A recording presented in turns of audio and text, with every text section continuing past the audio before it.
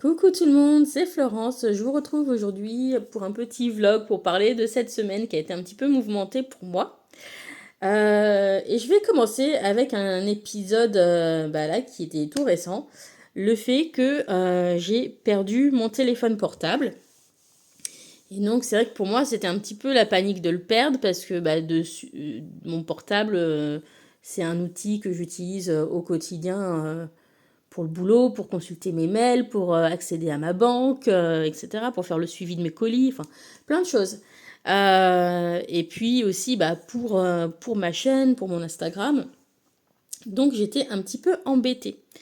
Donc ce qui se passe, c'est que mardi, j'ai été à un conseil de classe, je suis rentrée chez moi, et en rentrant chez moi, j'ai voulu ouvrir mon colis que j'avais été chercher dans la journée. Donc j'ai reçu le Normand de Patrick Valenza. Et puis, donc j'ouvre mon courrier, mon colis, je commence à regarder les cartes et je me dis, ah, je vais prendre une photo pour mettre sur Insta. Et là, problème, mon téléphone n'est nulle part. Je fouille la maison de fond en comble, je retourne chaque centimètre carré des pièces dans lesquelles je suis passée depuis que je suis rentrée et impossible de le trouver. Donc, voilà, on n'a pas de téléphone fixe en plus, donc je peux même pas le faire sonner pour vérifier qu'il est là. Panique. Donc, je tire les cartes avec le fameux le Lormand de la Luna et je fais le tirage à 5 cartes que je fais parfois quand j'ai perdu un objet. Donc, je tire 5 cartes, comme vous voyez là, c'est les cartes qui sont sorties. Et je me sers de ces cartes pour essayer d'interpréter et chercher l'endroit où j'ai pu perdre l'objet en question. Donc, je vais vous en parler parce que c'est assez drôle. C'est pas la première fois que je fais ce type de vidéo. Et puis, ça me permettra de vous parler de 2-3 choses en même temps. Donc, j'ai sorti le vaisseau, l'enfant, l'encre, le cercueil et le jardin. Donc, du coup, ça m'a permis de remonter un peu la trace quand même de mon téléphone. Je me suis dit, vaisseau, c'est ma voiture, ok. Enfant, en fait, oui, je suis allée au lycée. Hein. Le lycée, c'est un lieu où il y a des enfants quand même si ce sont de grands enfants. Et puis, je vois que l'encre, ça me dit que c'est resté là-bas. Hein, c'est resté dans le lieu où il y a des enfants, où je suis allée. Ici, le cercueil, je me suis dit que peut-être il était enfermé, resté enfermé dans quelque chose. Donc peut-être enfermé dans le lycée. Et puis là, je vois le jardin. Donc je me suis dit jardin, parce que le jardin dans le Normand, en fait, c'est le parc. Et c'est le lieu public. Donc voilà, pour moi, c'était, oui, en fait, j'ai dû le faire tomber au lycée, quelqu'un l'a ramassé, ou il est resté là-bas, je vais y retourner. Donc je regarde l'heure sur l'ordinateur à la maison et je vois que j'ai peut-être encore des chances d'être sur place avant que les collègues qui étaient au deuxième conseil de classe quittent la salle. Je prends ma voiture, je vais là-bas et puis je me dis je vais rentrer dans l'établissement avec mon badge et puis je vais poliment frapper et demander si personne n'a vu mon téléphone par terre dans la salle, si je le trouve pas sur le chemin que j'ai pris pour sortir l'heure précédente, quoi. Et là, mon badge ne me permet pas de rentrer dans l'établissement, puisque en fait, passé une certaine heure, on ne peut plus rentrer en fait. Donc, je me dis, je vais essayer d'appuyer sur l'interphone qui appelle à l'accueil. Mais bon, l'accueil était fermé et de toute façon, l'interphone ne fonctionne pas toujours. Donc il y avait un petit post-it avec un numéro de téléphone à appeler, justement pendant les horaires des conseils de classe, si on avait besoin. Mais vous aurez compris l'ironie du truc. En fait, je ne pouvais pas me signaler puisque le problème, c'est que j'avais perdu mon portable. Donc, j'ai attendu presque 1h15 dehors parce que je me suis dit... Bon, peut-être qu'ils sont partis, mais normalement, les deuxièmes séries de conseils de classe, ça se finit vers 20h. Donc, il était 19h15 quand je suis arrivée à l'établissement. Je me suis dit, j'ai peut-être encore une chance de voir quelqu'un. Et puis, la salle du conseil était éclairée, il y avait de la lumière dedans. Donc, je me suis dit, il n'aurait pas laissé éclairer si c'était terminé, quoi. Donc j'attends dehors, j'attends, très longue attente. Et puis finalement, donc mes collègues sortent. Donc voilà, je leur demande de ne pas tous sortir parce qu'après on peut pas re-rentrer. Et donc la CPE qui a voilà des clés que nous on n'a pas me fait rentrer par le portail de l'établissement. On fait le chemin ensemble pour voir justement si on retrouve pas mon portable. Donc, on retourne dans la salle du conseil, on regarde sous les tables, par terre, etc. Pas de téléphone. On fait le chemin que j'ai pris pour sortir la première fois. Pas de téléphone non plus. Elle m'accompagne jusqu'au parking en mettant son portable en mode lampe torche et toujours rien. Donc voilà, je rentre un petit peu dépitée et inquiète parce que bon, mon portable, c'est quand même un outil important. J'ai évidemment mes illustrations pour mon oracle dedans. C'est l'outil qui me permet de tourner les vidéos pour ma chaîne YouTube, pour alimenter aussi mon compte Instagram. Et puis voilà, j'ai des données aussi qui sont enregistrées dedans. Enfin bon, bref. C'est toujours chiant de perdre son portable en plus. Voilà. Donc, et puis on n'a pas de téléphone fixe à la maison. Donc voilà, sans portable, c'est un peu compliqué. Donc, je rentre à la maison, mon mari, pas trop inquiet, je fais ça va, il est 20h15, tu te demandais pas où j'étais? Il fait bah si, un peu, là j'ai commencé à me demander, j'ai essayé de t'appeler, mais tu réponds pas. Je fais bah ouais, j'ai perdu mon portable. Et puis il me dit, bah en fait, tu peux essayer de le localiser avec Google. Donc, je fais ah ouais, bon, bah, ok, on va sur Google, localiser un appareil perdu. Et là, ça localise mon téléphone justement au lycée. Je suis sur 2 lycées, hein, mais c'est au lycée où je pensais justement l'avoir perdu, voilà, celui où j'étais retournée. Et puis, ça semble le localiser dans l'enceinte plus ou moins de l'établissement, quoi. C'est pas dans une rue alentour, c'est vraiment bon. Alors il me dit, bah peut-être que quelqu'un du lycée, une collègue et tout, l'a vu par terre. Et comme il y a ma carte d'identité qui est dans ma coque transparente à l'arrière, bah du coup ils ont dû te l'enfermer dans ton casier. Et quand je vois ça, je me dis bah ça colle bien, ça collerait bien avec le tirage quoi que j'ai fait. Je fais bon, on va voir. Et puis je me connecte à l'ENT, enfin voilà notre messagerie hein, entre collègues. Et là, je vois le message d'un collègue qui me dit « N'aurais-tu pas perdu quelque chose par hasard ?» Alors là, quand j'ai vu ce titre, c'était le ouf de soulagement. Et il m'informe que sa femme, qui travaille dans l'établissement où j'étais ce soir-là, a ramassé par terre ma carte d'identité, ma coque, voilà, tout ça, et qui me le remettra dans mon casier dans l'autre établissement le lendemain. Donc je me dis, bah ouais, ok, super, je suis rassurée, tout ça. Sauf que ce que j'avais pas bien lu, c'est qu'elle avait retrouvé que la coque et la carte d'identité, mais pas le téléphone. Donc voilà, apparemment, elle a trouvé les deux sur le passage piéton devant la sortie de l'établissement. Je me suis dit, bah voilà, c'est mort. Quelqu'un a trouvé le téléphone, il a pris le téléphone parce que ça l'intéressait, et puis il a acheté la coque et la carte d'identité, puisqu'il en avait rien à foutre, par terre, quoi. Et je me suis dit, là c'est mort, je vais pas retrouver mon téléphone. Mais bon, je me suis dit quand même, c'est bizarre, hier, ça localisait le téléphone au lycée. Donc je vais quand même y passer par acquis de conscience pour être sûre, pour vérifier. J'arrive au lycée, à la grille, il y a un surveillant qui voit que j'ai pas mon sac de cours et il me demande ce que je viens faire. Et donc je lui dis, bah, hier soir, j'ai perdu mon téléphone en rentrant du lycée. Et je viens voir s'il n'a pas été retrouvé parce que Google le géocalise au lycée. Et il me fait, votre téléphone, ce serait pas un Xiaomi gris argenté? Je fais si.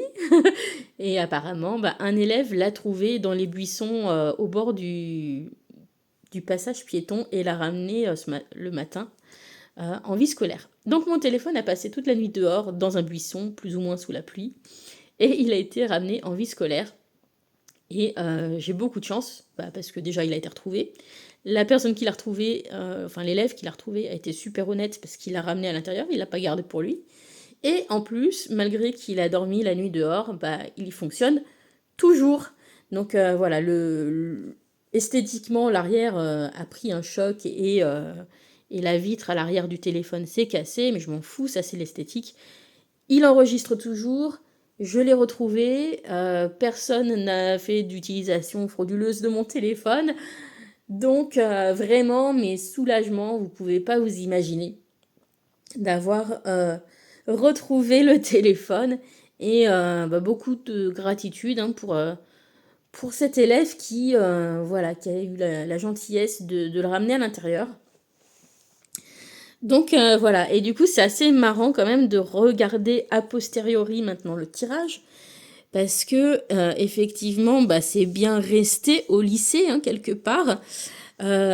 Et ici, bah, ce cercueil, c'est peut-être qu'il était bloqué hein, ou enfermé, et enfermé littéralement dans le jardin, dans les fleurs, dans les buissons, quoi. Donc, c'est assez rigolo après coup de re-regarder ce tirage avec vous. Voilà, donc ça c'était plutôt pour le côté sympathique de ce vlog. Et puis maintenant, bah, j'avais aussi envie de vous partager un petit peu bah, ma semaine.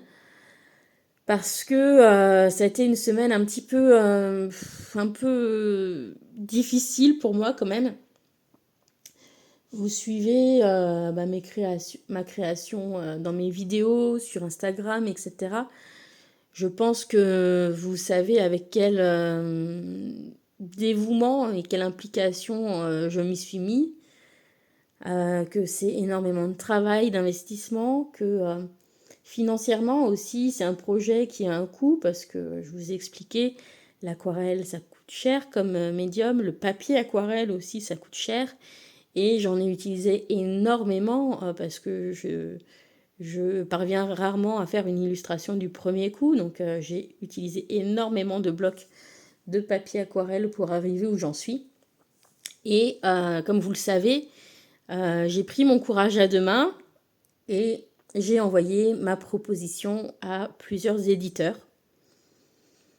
Et j'ai commencé en fait à avoir les premiers retours. Donc dès le lendemain de ma proposition, j'ai tout de suite reçu une première réponse de Los Scarabeo, moins de 12 heures après l'avoir envoyé, qui m'ont répondu que j'étais pas, que mon projet ne correspond pas à leur ligne éditoriale. Bon, sur le moment, c'était une petite déception, on va dire. Mais je me disais, voilà, il y a plusieurs choses qui peuvent faire qu'ils n'ont pas trop traité mon... Parce que pour répondre en moins de 12 heures, c'est que quand même, on ne traite pas trop, je pense, le projet de quelqu'un. Quand c'est soumis le soir et qu'à 9 heures du mat, on reçoit une réponse qui dit non, je me suis dit, soit c'est parce qu'ils ont déjà trop de projets, soit c'est parce que le Scarabeo, leur interface, elle est en anglais.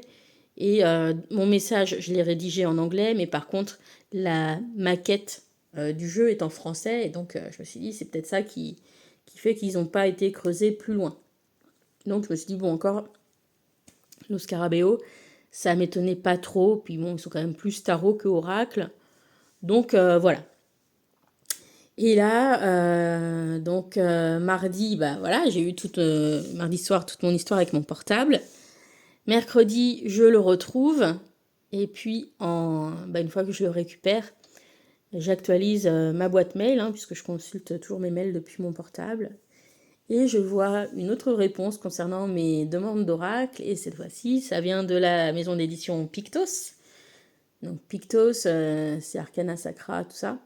Et là encore, même type de message. Merci pour votre proposition, mais votre projet ne correspond pas à notre ligne éditoriale, cordialement, etc. Donc, voilà, je sais qu'il y a encore de l'espoir parce que j'ai fait j'ai envoyé à 5 éditeurs différents pour l'instant. Donc, je sais que tout n'est pas perdu, mais j'avoue que parmi les maisons d'édition, je pensais que Pictos, c'était peut-être l'une des plus susceptibles d'éditer le jeu, en fait. Donc, c'est pour ça que là, ce matin, je suis assez déçue, un peu triste et un peu découragée. Et voilà, je sais qu'il faut que je termine le projet, de toute façon. Euh, Au moins le terminer pour moi, parce que il me reste plus que 4 cartes à illustrer, et le jeu sera terminé. Donc voilà, ce serait stupide d'abandonner maintenant, après tous les efforts que j'ai mis dedans, et d'avoir un jeu que je pourrais même pas utiliser pour moi. Donc évidemment, je vais faire ce qu'il faut pour le terminer et puis pour m'imprimer mon exemplaire test, on va dire. Mais j'avoue que je commence à appréhender un petit peu la suite. Parce que bah, déjà, ça me ramène à des choses un petit peu douloureuses de mon histoire personnelle, hein. J'ai déjà évoqué le souci d'infertilité sur ma chaîne.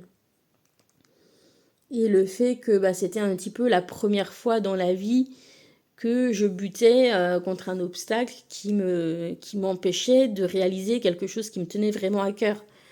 Et j'ai expliqué que jusqu'ici, dans ma vie de jeune fille, d'étudiante, etc., tout m'avait toujours réussi, j'avais toujours tout réussi ce qu'on attendait de moi. Bien que ce soit pas forcément des choses qui me tiennent toujours très à cœur, en tout cas, j'avais toujours franchi toutes les étapes sans trop de difficultés. Et l'infertilité, c'est la première chose où quelque chose qui me tenait à cœur ne fonctionne pas, quels que soient les efforts que je mets dedans. Et là, bah, le fait que ce projet, dans lequel j'ai mis beaucoup d'efforts, se prenne déjà 2 refus comme ça plutôt rapidement, ça me ramène à ces inquiétudes que j'ai traversées pendant cette période. Je suis désolée, je suis émue, ça s'entend.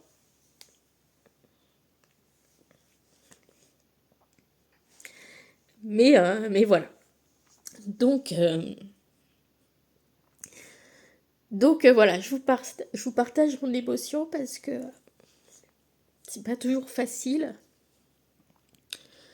Je sais que vous appréciez ce que je propose, vous êtes nombreux à m'encourager et je vous remercie.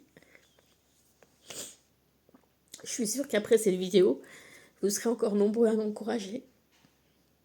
Et, euh, et voilà, je tiens quand même à terminer ce projet. D'abord pour moi, parce que je me suis prouvé des choses aussi avec ce projet. Mais c'est vrai que ces premiers refus m'inquiètent énormément pour la suite de l'édition de ce jeu. Je me pose beaucoup de questions parce que évidemment je pourrais l'éditer comme j'ai pu éditer d'autres jeux. Mais voilà, je pense pas que c'est un jeu que je mettrai de manière permanente sur mes playing cards, comme j'ai pu le faire avec les autres jeux en fait. Donc voilà, je me pose beaucoup de questions sur l'avenir de ce jeu, de mon Béline.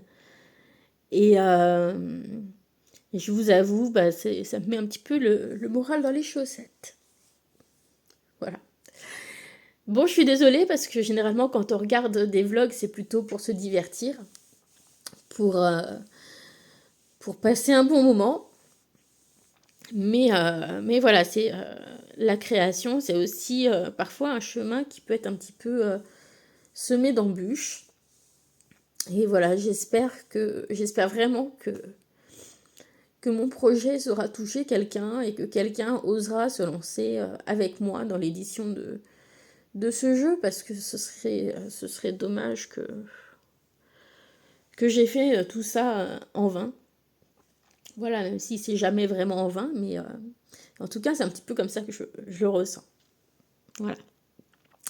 Ben, je vous remercie de m'avoir écouté, d'avoir passé ce moment avec moi, et puis voilà, je suis sûre que je reviendrai vers vous prochainement dans d'autres vidéos où je serai plus joyeuse, notamment bah, dans les présentations d'Oracle où je vous présenterai bah, certains de mes derniers achats qui restent, hein, donc évidemment celui-ci, Et puis le Synchronicity Oracle aussi, où je ne vous ai pas encore posté la vidéo.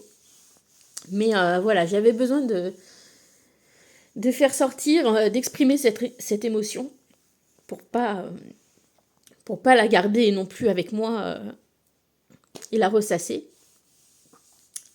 pour lâcher prise.